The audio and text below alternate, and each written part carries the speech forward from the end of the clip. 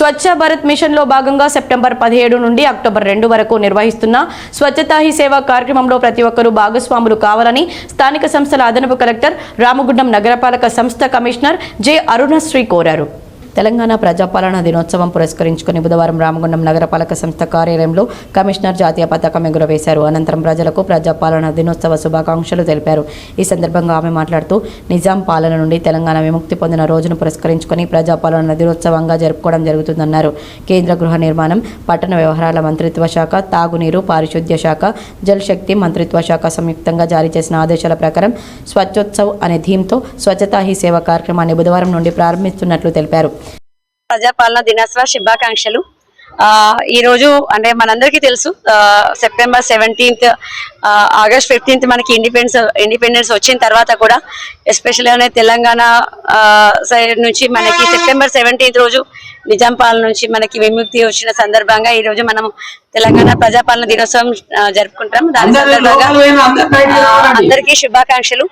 అంతేకాకుండా మరో ముఖ్యంగా మనకి డిపార్ట్మెంట్ ఆఫ్ జలశక్తి ఇన్స్ట్రక్షన్ ప్రకారం అన్ని డిపార్ట్మెంట్స్ ముఖ్యంగా rural local bodies, urban local bodies నుంచి స్వచ్ఛతా హీ సేవ యాక్టివిటీస్ చేయాలని ఇన్స్ట్రక్షన్స్ ఇవ్వడం జరిగింది. సెప్టెంబర్ 17th నుంచి అక్టోబర్ 2 వరకు ఈ ప్రోగ్రామ్ కంటిన్యూ అవుతుంది.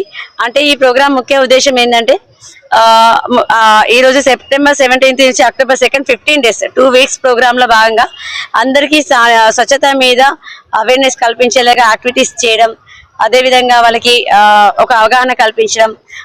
ఇంతకుముందు మనకి పార్ట్ ఆఫ్ ప్లెడ్జ్ లో చెప్పిన దాని ప్రకారం ఇంటి పరిశుభ్రత కానీ, వీధి కానీ, టౌన్ కానీ, విలేజ్ కానీ అన్ని కూడా శుభ్రంగా ఉండాలని ఒక మెసేజ్ ఇవ్వడం జరిగింది. దానిలో భాగంగా వేరియస్ యాక్టివిటీస్ డిపార్ట్మెంట్ ద్వారా టేకప్ చేస్తున్నాము.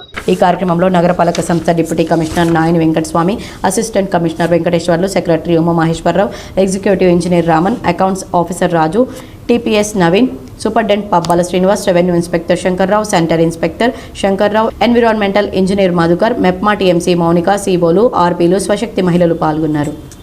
వార్తల్లో ఇప్పుడు ఒక చిన్న విరామం. Ashok hospital Godavarikhani, doctor Ashok MBBS DNB general surgery, general laser and laparoscopy surgeon, X surgeon, Singareni hospital Godavarikhani సారథ్యంలో ప్రారంభించబడింది. మా హాస్పిటల్ నందు రొమ్ముగడ్డలు, చీముగడ్డలు, కడుపులో నొప్పి, appendix, gall bladder, varicose veins, piles, fistula, కుటుంబ నియంత్రణ, కొవ్వు గడ్డలకు చికిత్స, ఆపరేషన్లు చేయబడును.